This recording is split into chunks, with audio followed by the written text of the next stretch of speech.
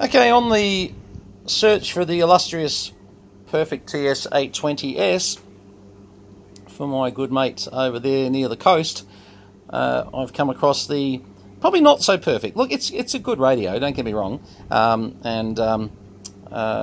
got a couple of little sort of marks on the case, top case, that I would say, and don't mind, I've actually had the screws out. I wanted to have a look inside, and as you can see, it's a little bit discoloured on the top there. Pretty good on the sides, actually. Sides and bottom are very good, and you know, front's not too bad, but the little marks across this top section, so this is not going to suit my good old mate.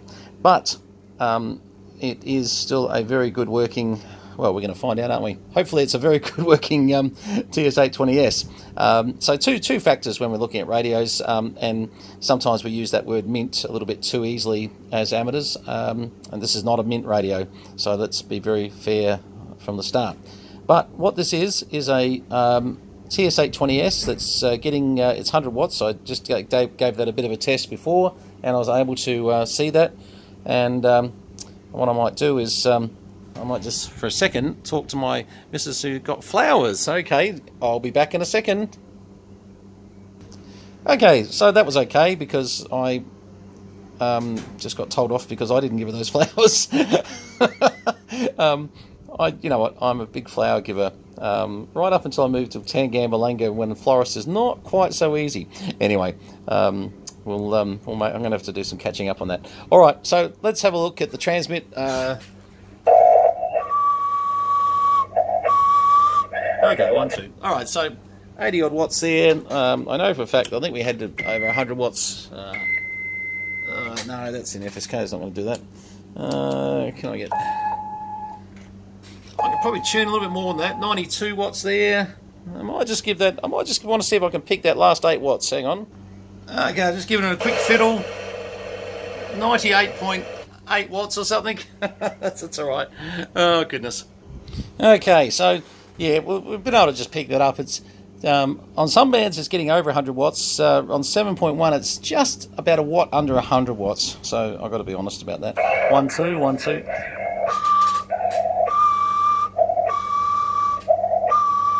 Yeah, it's certainly got some drive, so that's good. Let's see if the receiver works, because I suppose that's the other little functionality thing we'd like to see. Let's have a bit of a look. Let's turn on a generator. Okay, it's definitely hearing things. Let's just take that down a bit and turn this volume down here so we can still hear it. 0.5 of microvolts, still hearing.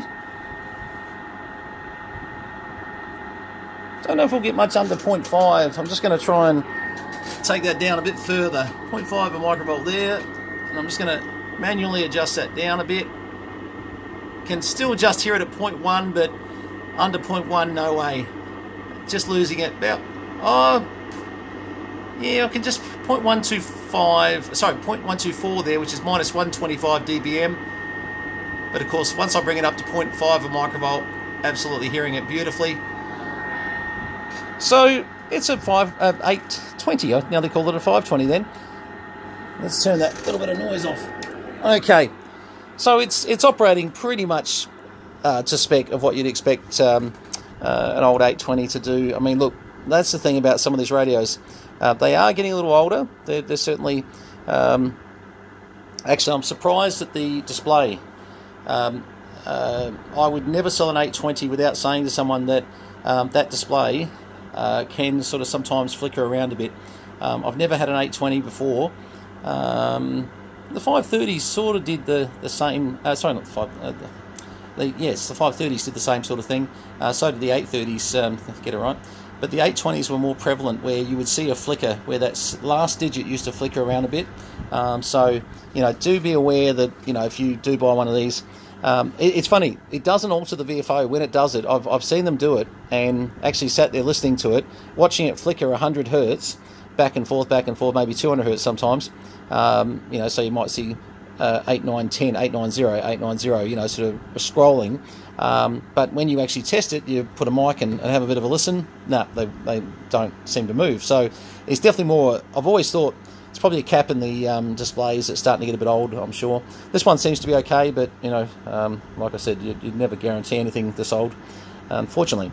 But it will be priced at a price just to see this one go to a new home.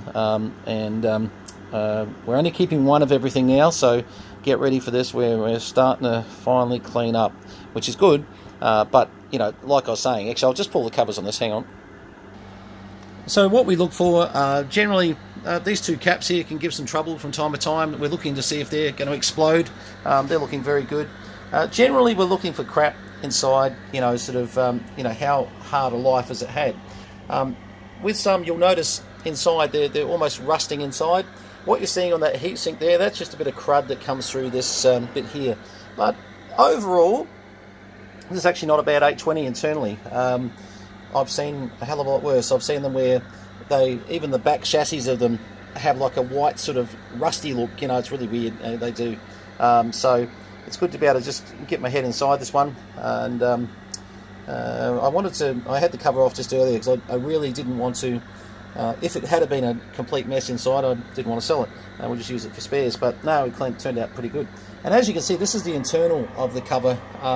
That's what you'd love the external to be. The external's not quite as good as that on the top cover, but the bottom and sides certainly are. So anyway, that's a bit of a look inside a TS820. All their tuning stages through here, and obviously they deal with the output here with two 6146Bs, and they've got a 12BY7. They actually mount sideways in here, and a lot of you are used to the ASUs where they're mounted horizontally. Well, the Kenwoods come sideways like you're seeing there. That's just a 12BY7 that's just sitting in there. Remember, don't get your fingers too close. And pretty much they look after all the AF and filtering and receiver side over here, etc, etc. And a little bit of the digital control through here. So, and they have a whopping great big transformer in them, of course. So that's pretty much a 820 in a nutshell. If you ever need to get a couple of these caps, the indicator will be you'll go to the HV on here, and you'll go to transmit. So you'll go HV, and you'll go transmit. Now at the moment that's showing about 800 volts, in excess of 800 volts. We're saying, oh, close on 9, and that's good. Now, when you see that meter only go halfway on HV, I guarantee you one of those caps will be absolutely in trouble, and replace them both. Just take the opportunity. These almost look like they've been done. I'd have to see the other side to really know for sure, but they look very clean, and certainly we normally tell by the tops. They start to pop, to be honest. They start to get a bit bulgy, and you do get a bit of a look that you go, hang on, we might have an easy one here. And let me tell you, I'd rather replace a couple of caps sometimes than replace a set of tubes, because you know, the tubes are getting harder to get. The caps you can get, no worries. I mean, $60 you buy yourself a set of caps and resistor kit and a couple of little smaller capacitors you do at the same time, etc, etc. So, but this is looking pretty good on this, and I think anyone that got this would at least, you know, be buying themselves a bit of time. I think with all these old radios, look, I've got to say this, you know, you really have to become a little bit of a person that loves collecting. Yes, that's great, but you have to become a little bit of a restorer. Whether you have someone else do that for you or whether you do it yourself is, you know, obviously the question. But at some stage, radios of this age, they're going to break down. It's just the truth.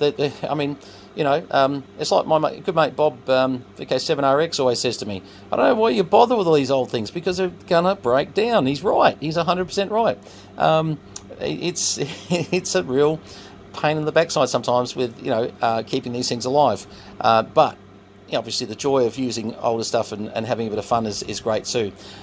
All in all, this is looking pretty good. I've got to say, I'm reasonably happy with 1, 2, 3, 4, 5. 1, 2, 1, 2, 1, 2, 1, 2, 1, 2, 3, 4, 5.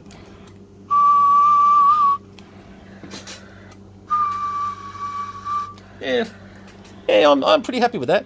Let's just put a cover back on before I electrocute myself. Okay, so I've just put the cover back on, and we're just having a bit of a look. As I said, I'm always suspect of the displays on these, and I've had some where I have absolutely sat there pulling bits to pieces and replacing caps and doing things, and I've got to be honest, sometimes I think we've fixed them by fluke, but no, this one's looking really good. I'm just going to take it for a bit of a wander.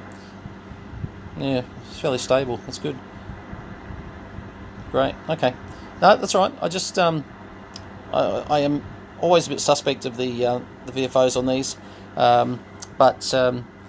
Yeah, this one seems good. We've had it on a while too. That's the other thing too, is this radio's been on probably 30 minutes. Don't judge them too badly in the first 10 minutes.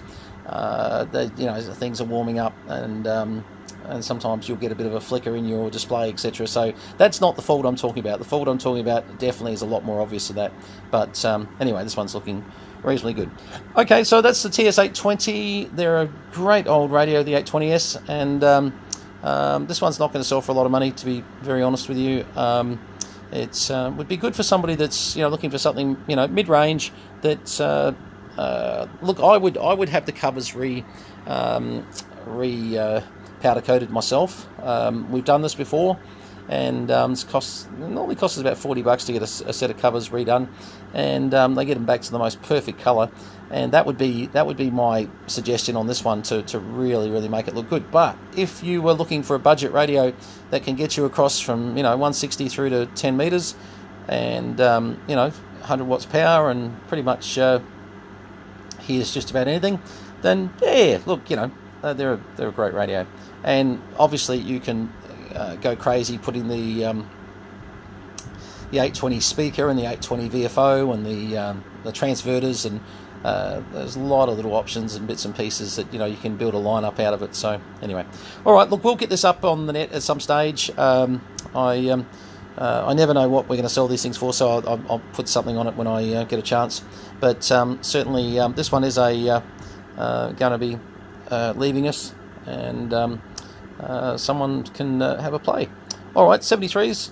This is VK3 Charlie Mike. All the best, and we'll have a few more coming up very soon. Cheers.